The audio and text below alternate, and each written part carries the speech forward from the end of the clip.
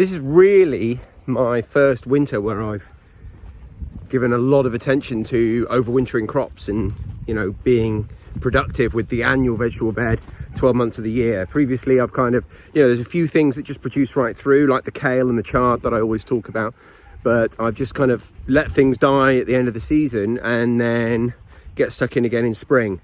Well, this year I'm making a much bigger effort to try and grow things in our annual vegetable bed all year round. So that's really what we're going to be doing today, is getting all of that prep work done. But first of all, there's a few other little jobs I need to do just to get the animals fed and what have you. So it's Sunday today, and my in-laws are coming for dinner. I've got a massive roast dinner underway in the house. I spent all of yesterday doing dadding and sort of household jobs. I had to make some optometrist appointments for my kids and pick up some school clothes and stuff, all from town. So it basically killed the whole of yesterday. Today we're just going around and doing all the usual stuff, but also the main job for today that I've got in my head that I want to get done is to get our vegetable bed prepped for winter. So I want to give it a good weed, go through it and pull everything, and I want to do a little bit of mulching, and then I want to look at putting in some of our winter or overwintering crops. We've got garlic, broad beans, things like that now's the time of year that we really want to be thinking about it. So we just topped up these bins here for our chickens. This is where we keep our chicken feed that then goes out into the two trailers in the meadow, and the girls got a little nibble as we were filling up. They're really quite keen on it, but you're gonna have to wait. You'll get a treat in a bit. We've got to go and collect some bread as well and spread that round. I'm going up to the vegetable plot now, where I'm going to be doing our sort of winter prep and getting the beds all ready for winter. Truth be told, I'm a very inconsistent weeder, so we've got quite a lot of weeds to deal with, but I'm going to start at one end of the plot and work up and weed and sow as I go. So we've got a few things to put in. We've got some cauliflowers that are going to overwinter. We've got a few lettuce, which, let me have a look actually, the cos lettuce, which is a variety that you can sow now.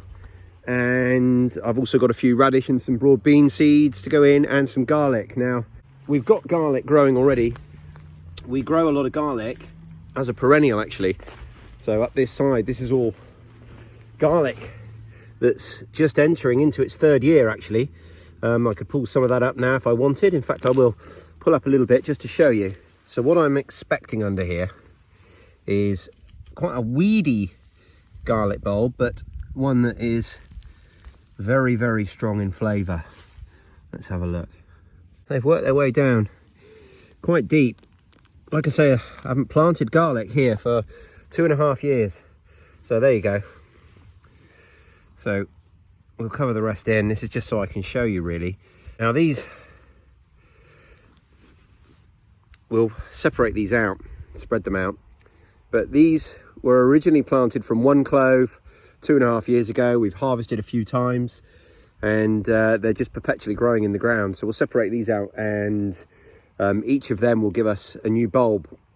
But I've also got, as you know, from our feed supplies, the way we get our animal food, we collect a lot of waste from fruit and vegetable shops, and among that is often quite a bit of garlic. So for the last week or two, any bulbs I've seen, I've just put them to one side and I've got them ready. We'll separate them out and plant them, because they're, in my experience, one of the best garlic to grow. They're really, really big, and they've come from an organic shop, so they're organic and everything else. So yeah, really happy with that. This end bed here, up as far as that spinach, which amazingly, that spinach was our first sowing of spinach, and that has just gone all year without bolting.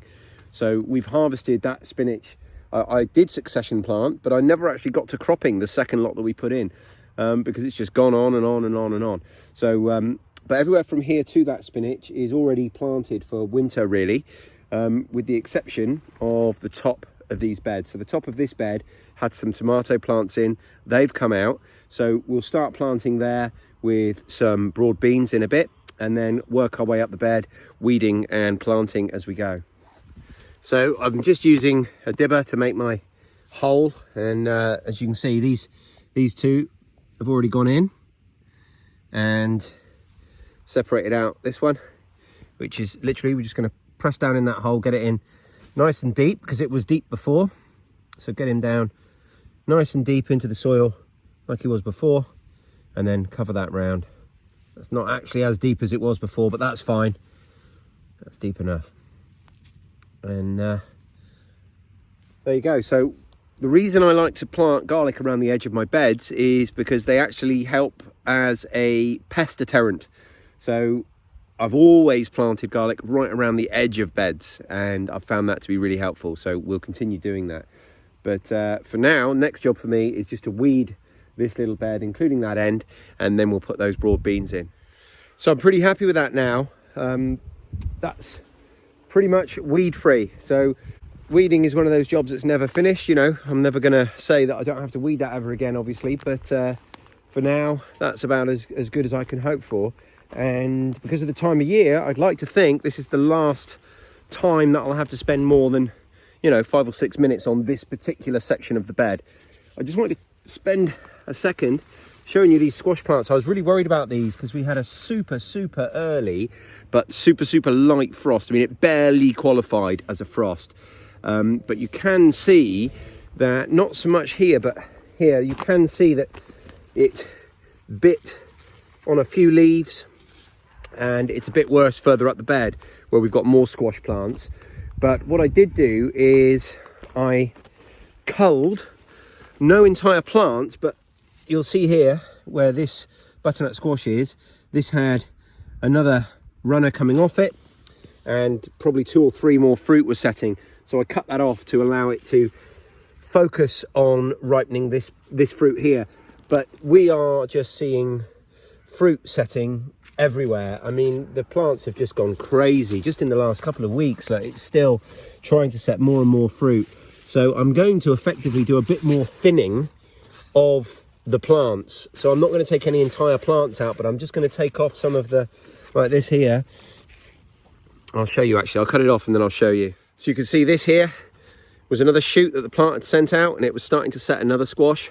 Well, I want it to focus its energy on maybe bringing this one to maturity and this one to maturity, and I don't want it to worry about bringing this one to maturity because it's not got a hope of getting there really before the big frosts come and it kills the plant. So I'm going to be doing a little bit of that as I go. There's, look, I've got more here. See, here's a flowering bud that has just started to set fruit behind it. This has been pollinated, so I will also I'll trace it back, and if by some miracle this is the only fruit on this plant, then I'll leave it because I've got nothing to lose. But I suspect there's more that are more mature back along the plant, so we'll probably nip that one off as well, and we'll focus on the ones that are closer to maturity. I just spotted something that made me chuckle, and I wanted to share it with you. So just to get your bearings, this is our main annual vegetable bed, and through this little hole in the fence behind me, that's Poultry Paradise, the garden we affectionately refer to as Poultry Paradise. That's where my wife's Brahmas are. You can see them all up there now, up on top of that run. Anyway, I just spotted something and I wanted to show you. So I've come through the fence now on the other side of the quite wide hedge. It's probably a couple of meters wide. And look what I spotted. Nice big butternut squash, and it's grown almost all the way through the hedge. And I'm glad I spotted it while I was weeding the other side, because if I hadn't, could quite easily have left it there and not even realised and not harvested it. So yeah, quite happy I spotted that. So we're all done here now, and the next thing I'm going to do is I'm going to sow some broad beans here. Now, 2 things I want to share with you. Firstly, we're going to have a significant tomato volunteer problem next year. We had lots of tomatoes here. There's lots of tomatoes that have gone into the ground already. I'm not even going to bother collecting them up. I'm just going to basically weed the seedlings as they come through. That's the first thing. Secondly, broad beans, overwintering them. So the ones I'm putting in now, really, it's a little bit too early, but I'm going to chance my arm. I've got so many seeds that what I'm going to do is I'm going to plant a load now, and then I'll plant another load in a month, and then I might even plant another load a month later in December. We'll see. But the idea of overwintering broad beans is what you want a root system that has kind of developed a little bit, a nice healthy root system that's going to develop in the coming weeks before it gets really, really cold, so that when the weather changes in the spring, it shoots on up and it gets a massive head start. So what's going to happen now with these ones that I put in, like I say, it's a bit early because these are quite a fast growing variety. I forget the variety, but I know they're a fast growing variety. So really, I'm taking a big risk with these ones. There's a really high chance these are going to get a bit too big before the winter comes, and they're really going to be knocked back quite severely. But like I said, I've got so many seeds that I'm happy to chance it.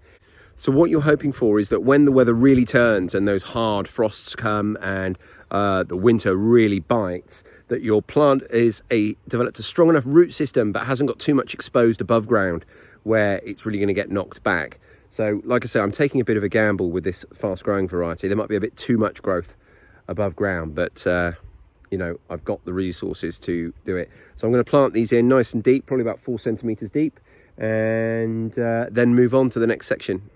So that's my broad beans in at the back there. We've got some garlic up that edge, and then we've got all of our other plants that we've already put in. So we've got some winter cabbages and broccoli, cauliflower, and some lettuce and salad up through here. So the next thing we're going to do is we're going to look at this little section of bed. Now here, for whatever reason, the mulch that I put on here has broken down already or has been scuffed around and moved. We're really bare here, so we're going to add some mulch here. But first of all, we're going to weed it, and then we're going to plant it. And up through here, what we're going to do is we're going to plant a load of winter cauliflower. So cauliflower is an amazing veg. It's something I've really, really struggled growing in the past, but I've not tried sowing at this time of year before. So it's a bit of an experiment, but it's something that I'm desperate to have work out for me. So we've got a sandwich here between spinach and our kale. Now, both of these are plants that we're going to be able to crop for some more time yet, particularly the kale. The kale's going to crop right through into next spring. So we're not going to disturb them too much beyond weeding. We've also got the tail end of some cabbages. You can see we've got about 4 or 5 cabbage plants up there. Now, for whatever reason, they haven't quite come to where I want to harvest them yet. So we're going to leave those ones. We're going to weed in between, and we're basically going to just plant around them a couple of rows of cauliflower up through here. So that's that bed weeded as well now. So as you can see down through here, in between our kale and our spinach, we're all weeded right back to the back.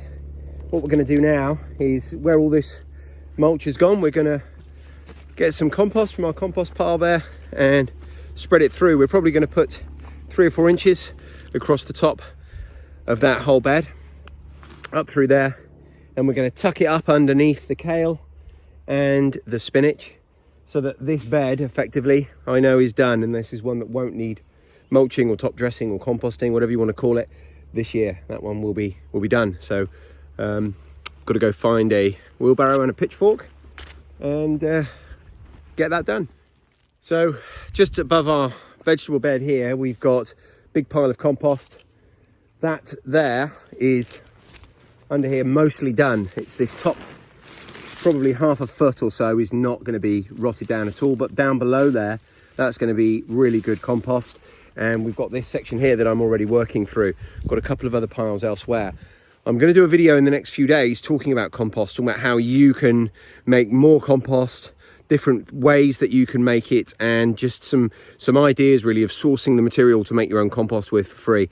But I haven't got time to talk you through all that right now. I'm under a little bit of time pressure because I've got a roast dinner I need to get back to. So I've got to get this compost in, got to get my cauliflower planted, and then see where we're at.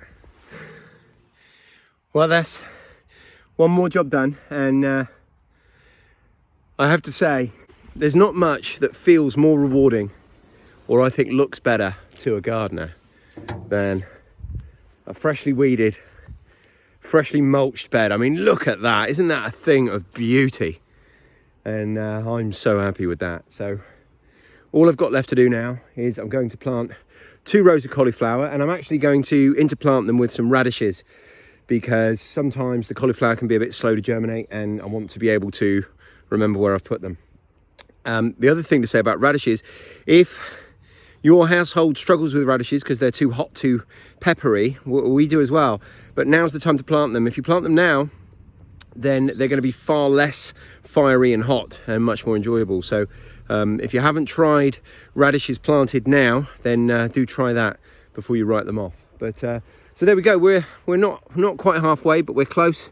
But I'd like to think that basically within the next couple of sessions, now that might be a week, it might be a month, might be more, but within the next couple of sessions spent on this bed, basically everything's going to look beautiful like that. So I know I've got a lot of work in front of me, because this next little bit particularly is going to be a hell of a job for weeding. Weeds have really got away from me here.